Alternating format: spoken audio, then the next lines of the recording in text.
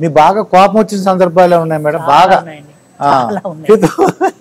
బాగా కోపం వచ్చింది, ఇప్పుడు నవ్వు, అంటే ఆ రోజు కోపం వచ్చింది, ఇప్పుడు నవ్వు వస్తుంది. అదే చెప్తున్నా, చాలా ఉన్నాయండి. ఒక్కటి చెప్పండి సార్. ఇది స్టార్ట్ చేసినప్పుడు కొత్తల్లో చాలా ఓపికగా ఉండేదాన్ని. చెన్నై గారు కూడా స్టార్టింగ్ నుంచి ఉన్నారు కాబట్టి ఆయన కూడా తెలుసు, చాలా ఓపికగా చేసేదాన్ని. అప్పుడు ఇంతమంది జనం లేరు కాబట్టి 50 మంది 70 మంది 80 మంది వెళ్ళాలి.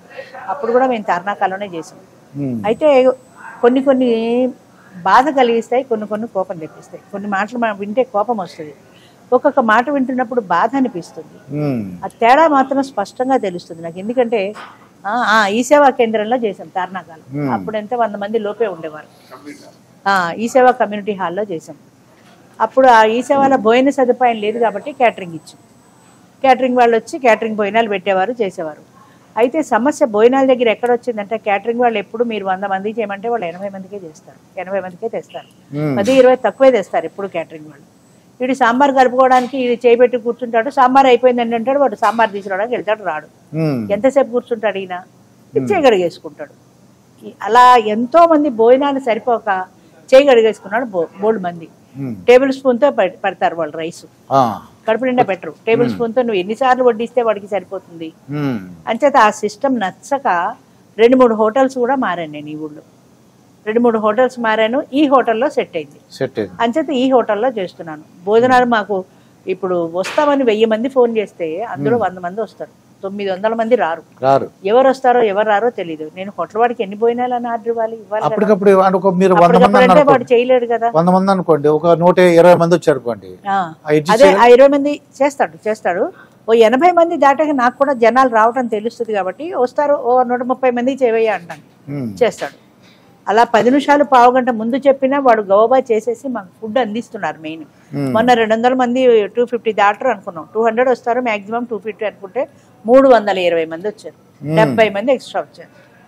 ఈ వాతావరణం చూసుకున్నాం, ముందుగానే వాడికి ఫోన్ చేసేసాం. ఆ 70 మందికి కూడా తీసుకొచ్చాడు, వడ్డించాడు. భోజనాల దగ్గర భోజనం లేదు అన్న సమస్య లేకుండా వెళ్ళిపోతుంది. హోటల్లో ఉండే లాభం అది. తర్వాత హాల్ డీసెంట్గా ఉంటుంది, నీట్గా ఉంటుంది. ఆయన బాధ్యత పడతాడు, బాధ్యత కలిగిన మేనేజర్. అంచేత ఏదైనా చెప్పినా కూడా భోజనాలు కానీ 4 సర్వర్లను కానీ మాకు అటెండెన్స్ పంపిస్తాడు. సో ఇక్కడ మాకు సెట్ అయింది. తర్వాత ఇంకొకటి ఏంటంటే, సికింద్రాబాద్ స్టేషన్ దగ్గర 5-6 కిలోమీటర్లు ఏమో ఉంటుంది. సికింద్రాబాద్లో దిగి ఆటో ఎక్కి పొరుగుల నుంచి వచ్చే వాళ్ళు చాలా మంది ఉంటారు కదా, వాళ్ళు డైరెక్ట్ వచ్చేయగలుగుతారు. ఇక్కడికి స్టేషన్కి దగ్గర ఉంది, మెట్రో స్టేషన్కి ఎదురుగుండా ఉంది. మెట్రో ఎక్కి రాగలిగిన వాళ్ళు ఉంటే అప్సిగూడ మెట్రో స్టేషన్లో దిగుతారు, దాని ఎదురుగుండానే హోటల్. ఈ మధ్య నాకు మా మెంబరే ఏదో మాట్లాడుతూ, మీరు 500 పుచ్చుకుంటున్నారు భోజనాలకి, 200 పడితే ఎక్కడ పడితే అక్కడ దొరుకుతుంది భోజనం అన్నాడు ఆయన. నాకు బాధే కలిగింది. ఆ హోటల్లో 200కి దొరుకుతుందండి? హోటల్స్ లో కూడా తేడా ఉంటుంది కదా. నీకు అన్నపూర్ణ భోజనం ఊరికేనే పెడతాడు, నువ్వు రోడ్డు మీద నుంచి విత్తట్లో పెట్టి తింటే. అవునండి, అంతే కదా. 5 రూపాయల భోజనం కూడా ఉంది, 5 రూపాయల భోజనం కూడా ఉంది. తేడా లేదా? 5 రూపాయల దానికి 500 దానికి తేడా తెలియకుండా ఎక్కడ పడితే అక్కడ ఉందండి, కావాలంటే నేను పెట్టిస్తాను అన్నాడు ఆయన. ఇలాంటి హోటల్ వాతావరణం మా మెంబరే పడక. చాలా మందికి ఏంటంటే ఇందులో బోల డబ్బులు వచ్చేస్తున్నాయి. 300 మంది వచ్చారంటే ఇవిడికి ₹1,00,000 పెట్టి నేనేమన్నా నగలు దిగేసుకుంటున్నానా? ఇది దానికి ఒక తోడు ఉండడానికి ఒక అకౌంట్ ఉంది, ఆర్గనైజేషన్ ఉంది, ఇన్కమ్ ట్యాక్స్ లెక్కలు అన్నీ ఉన్నాయి కదా. దానికే కదా మేము ట్రాన్స్ఫర్ చేస్తున్నాము. కమిటీలో కూర్చుంటారు, వీళ్ళెవరికీ లేదు బాధ. అక్కడ కూర్చొని ఇష్టం వచ్చినట్టు మాట్లాడతారు. అలాంటి మాటలు విన్నప్పుడు నాకు చాలా బాధ అనిపిస్తుంది. అటువంటిప్పుడు నువ్వు ఎందుకు వచ్చావు అంటానికి కావాలి. ఫోన్ మాట్లాడతాడు మనిషిగాడు కదా, మనిషిగాడు ఫోన్ మాట్లాడతాడు, ఫోన్లో మాట్లాడతాడు. 500 భోజనాన్ని తీసుకుంటున్నారు. ఇంకొక ఎలిగేషన్ ఏంటంటే, డాక్యుమెంట్లు ఒకసారి ఇచ్చాక మేము ఎన్నిసార్లు ఇవ్వాలి? 3 డాక్యుమెంట్లకి ₹3 అండి. పాస్పోర్ట్ ఫోటో ఒక 60 ఎన్నో ఇస్తాడు, ఎంత ఇస్తే 60 ఫోటోలు ఇస్తాడు. నువ్వు 60 సార్ల దాకా నీకు ఆ ఫోటోలు మనకు వస్తాయి. Aadhaar card xerox ₹1, death certificate xerox ₹1. నువ్వు ₹2 జిరాక్సులు తీసుకుంటే సమస్య మాకేంటంటే, ఇప్పుడు వాడు వచ్చాడండి, నేను లాస్ట్ టైం వచ్చానండి అంటాడు, వాడు ఏవి ఇవ్వడు. లాస్ట్ టైం వాడు వచ్చాడో లేదా నాకు ఎలా తెలుస్తుంది? 300 అప్లికేషన్లో పెట్టుకుని ఒక్కొక్కటే ఎత్తుక్కుంటూ పెడితే ఎంత టైం పడుతుంది? ఆ ఆలోచన ఉండదు వాడికి. ఎన్నిసార్లు ఇస్తామండి? ఎన్నిసార్లు? ఇప్పుడు లేదు నాకు కంప్యూటరే ఉంది, ల్యాప్టాపే ఉంది అనుకోండి, లేదు నాకు ఒకవేళ ఉన్నా కూడా ఆ లిస్ట్ అంతా వెతకాలి కదండి. లాస్ట్ టైం 320 మంది వచ్చారు. ఈ 320 మందిలో అప్పారావు ఎక్కడున్నాడో ఎలా ఎత్తుకుంటాం మేము? ఆల్ఫాబెటికల్ ఆర్డర్ లో చూసినా ఏలో 50 మంది ఉంటే 50 మందిని ఎతకాలి కదా, టైం పోతుంది కదా. అక్కడికే మాకు ఇంతమంది వచ్చి 12 అవుతుంది మొదలు పెట్టేప్పటికి. 4 గంటలలోగా మీటింగ్ అయిపోవాలి, ఇంతమందికి పరిచయాలు అవ్వాలి, వాళ్ళు మాట్లాడుకోవాలి, దీనికి ప్రయారిటీ ఇస్తామా? 2 రూపాయల కోసం ఖర్చు పెట్టడానికి ఆలోచించి ఇన్ని మాట్లాడతారు. 2 రూపాయలు ఎందుకండి, మీరు చూసుకోవాలి అంటాడు. నువ్వు వచ్చి కూర్చొని చూడు తెలుస్తుంది. చూడరు, కబుర్లు మాత్రం చెప్తారు అంతే. ఇక్కడికి వచ్చి చేసేవాడు ఎవ్వడు లేడు. ఒక్కొక్కడికి అరగంట పడుతుంది. మనం తెచ్చి ఇవన్నీ చూసి వాడి దగ్గర ఉంది లేదు లేదు లేదన్నాం అనుకోండి, ఇచ్చారని కిందసారి మీరే ఎక్కడో పారేశారంటాడు. వాడితో అరగంట వాగ్వివాదం. ఇదంతా అవసరమా? నువ్వు తెచ్చే సందర్భంలో కోపం వస్తుంది, కష్టం అనిపిస్తుంది, చాలా కోపం వస్తుంది.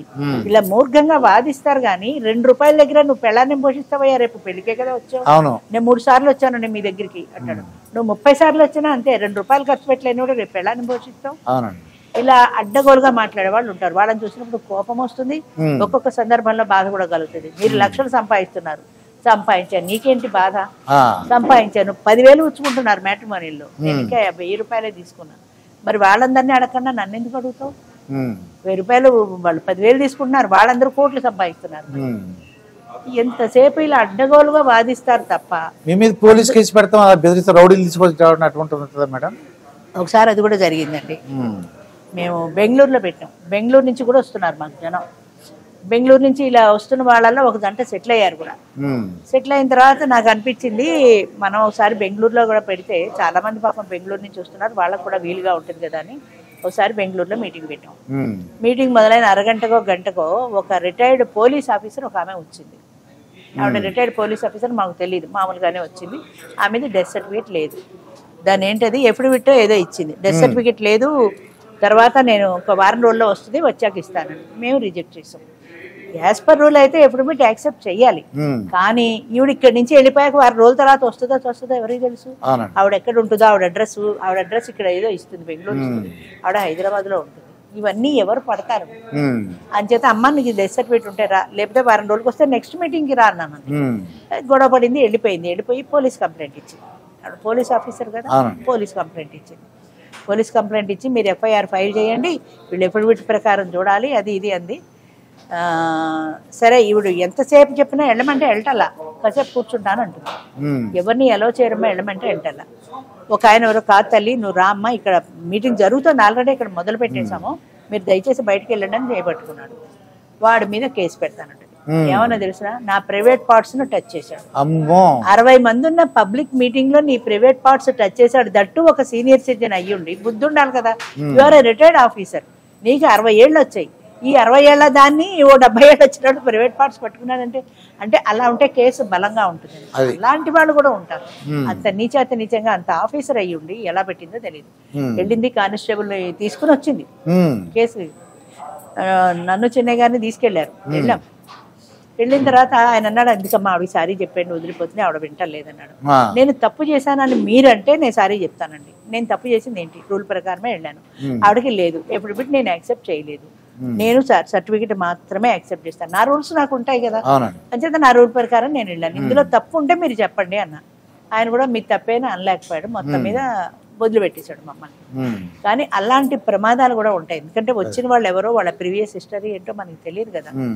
ఏమైనా ధైర్యంగా వెళ్ళిపోతున్నాం ముందుకు, ఎందుకంటే నిజాయితీగా చేస్తున్నాం కాబట్టి. ఇప్పుడు ఎవరైనా ఇద్దరికి ఇష్టపడ్డారు మేడం, వాళ్ళకి అగ్రిమెంట్ ఏమైనా ఇస్తారా మీరు? ఏమన్నా మేమేమి ఇవ్వండి, అంటే వాళ్ళకి దగ్గర నుంచి చూడటం కానీ పెళ్లి చేయడం కానీ లేదండి. అది వాళ్ళు కుటుంబాలు మీరు వేదిక వరకే మా బాధ్యత, అంతే పరిచయం చేయటం వరకే. నచ్చితే వాళ్ళు పెళ్లి ఎక్కడ చేసుకోవాలి వాళ్ళు డిసైడ్ చేసుకుంటారు. పిలిస్తే పెళ్లికి వెళ్తాం, లేకపోతే లేదు. ఇంకా అగ్రిమెంట్ విషయంలో ఏంటంటే మాకు లాయర్ ఉంటారు, కావాలంటే వాళ్ళు మేము అగ్రిమెంట్ అందరూ రాసుకోరు. అగ్రిమెంట్ రాసుకుంటామంటే లాయర్ దగ్గర పంపిస్తాము. ఆవిడ ఒకళ్ళు ఎవరో రాసుకున్నారు అలా మా దాంట్లో. లాయర్ దగ్గర పోలీస్ కేసులు పెట్టుకోకుండా ఒకళ్ళు నన్ను ఎన్నాళ్ళు ఉపయోగించుకున్నాడు, అదే అగ్రిమెంట్ లో వాళ్ళిద్దరూ రాసుకుంటారు వాళ్ళకి ఇష్టమైతే. కానీ చాలా మంది అగ్రిమెంట్ కి ముందుకు రావటం ఎందుకమ్మా మాకు తలనొప్పులు, నమ్మకంతో జీవితం వెళ్ళిపోవాలి కానీ కాగితాలు ఇచ్చుకొని కోర్టుకి ఎక్కుతామా అంటారు చాలా మంది. నిజంగా కూడా 60 ఏళ్ళు వచ్చి ఇప్పుడు కోర్టుకి ఎక్కి ఏం సాధిస్తారు? మీతో మాట్లాడాలంటే ఏ టైంలో ఫోన్ చేస్తే మీకు బాగుంటుంది మేడం? ఎందుకంటే మీకు కూడా మీరు కూడా సాయంత్రం వరకు జనరల్ గా నేను టైమింగ్స్ కూడా పెట్టానండి యూట్యూబ్ లో. వాడు ఎవడో 6ంటికి ఫోన్ చేస్తాడండి, నేను ఇంకా బ్రష్ చేసుకుంటాను. పొద్దున్న 6 గంటలకు, పొద్దున్న 6 తెల్లారిపోయింది అప్పుడే. అది నేను సాయంత్రం 6 గంటలు కానీ పెడితే వాడు ఏఎంఓ పిఎంఓ చూసుకోలేదు, మీరు 6 గంటలకి ఫోన్ చేయమని చెప్పారు కదండి అంటాడు. పొద్దున్న చేయమన్నానా రాత్రి చేయమన్నానా అంటే రాత్రి చేయమన్నారా నేను చూడలేదండి అంటాడు. అంటే ఏ టైం నుంచి ఏ టైం అయితే మీకు సౌకర్యంగా ఉంటుందండి? నేను యూట్యూబ్లో పెట్టానండి after 11 between 11 and 1:30. 11 and 1:30. 1:30 evening 6 to 8. Evening 6 to 8. 6 to 8. ఏ టైంలో కాల్ చేసినా నా కాల్స్ నేను ఫార్వర్డ్ చేసేసాను. 4 రింగుల వరకు నాకు వస్తాయి. ఆ 4 రింగుల్లోగా నేను ఎత్తితే నేనే ఎత్తుతా. నేను ఎత్తకపోతే కాల్ ఫార్వర్డ్ అయిపోతుంది అమ్మాయికి. డైరెక్ట్గా అమ్మాయికి వెళ్ళిపోతుంది, మా అసిస్టెంట్కి అమ్మాయి మాట్లాడుతుంది. కాల్ అయితే వేస్ట్ కాదు వాళ్ళకి. ఇందులో ఇంకో ఇబ్బంది ఉందండి, ఏంటంటే 2 రింగులు ఇచ్చేస్తారు, వదిలేస్తారు. నేను ఇక్కడ ఈ గదిలో ఉన్నా, ఈ గదిలోంచి నేను లేచి నెమ్మదిగా ఆ గదిలోకి వెళ్ళాలి కదా, ఆగిపోతుంది. అది మళ్ళీ వచ్చి కూర్చుంటా, మళ్ళీ 2 రింగులో 3 రింగులో వస్తుంది, ఆగిపోతుంది. నేను పూర్తిగా అంటే ఏంటి, ప్రతివాడు ఓపిక లేదు. అది 6 రింగులో 7 రింగులో వస్తుంది, చివరి దాకా ఎవ్వడూ ఆగడు. 2 రింగులోగా వచ్చిందే సరే, అది కట్ అయిపోయింది అనుకోండి, అమ్మాయికి కూడా వెళ్ళదు. 4 దాటితే అమ్మాయికి ఎడుతుంది. ఎందుకయ్యా 2 రింగులు ఇచ్చి ఆపేసావంటే, మీరు బిజీగా ఉన్నారేమో అని ఆపేసా అంటాడు. నేను బిజీగా ఉన్నాను అనుకో, పోనీ నువ్వు చివరి దాకా ఆగే ఓపిక లేదా అంటే ఓపిక లేదు. లేకపోతే అదే కట్ అయిపోయిందండి అంటాడు. అదే కట్ అయితే నువ్వు 2వ సారి చేయాలి కదా, నువ్వు 2వ సారి ఎందుకు చేయాలా? అబద్ధాలు ఆడడానికి అసలు అసహ్యం వేస్తుంది నిజంగా.